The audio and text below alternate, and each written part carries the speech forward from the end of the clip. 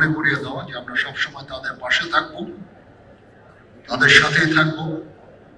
তাদের এখানে অনেকে আহত, অনেকে চলাফেরা করতে পারেন না, দেখতে পারেন না। আমি আপনাদেরকে অ্যাসুরেন্স দিচ্ছি যে আমরা সবসময় আপনাদের পাশে থাকব। আজকে এই ইফতার আয়োজন এবং আপনাদের যে আর্থিক সহায়তা আজকেও কিছু কিছু করে আমরা দিব, এর উদ্দেশ্য এটার জন্য এই যে আমাদের বিজনেস এন্টারপ্রেনার ব্যাংকার্সরা তারাও এখানে উপস্থিত হয়েছেন। তাদের অর্থে, তাদের আর্থিক সাহায্যে আমরা এটা করছি।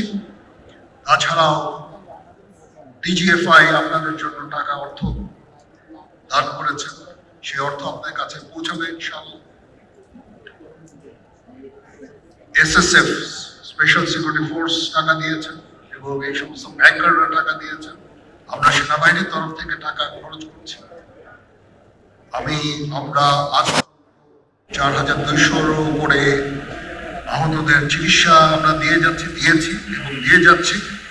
আমাদের এই সাহায্য সহযোগিতা সবসময় জারি থাকবে ইনশাআল্লাহ।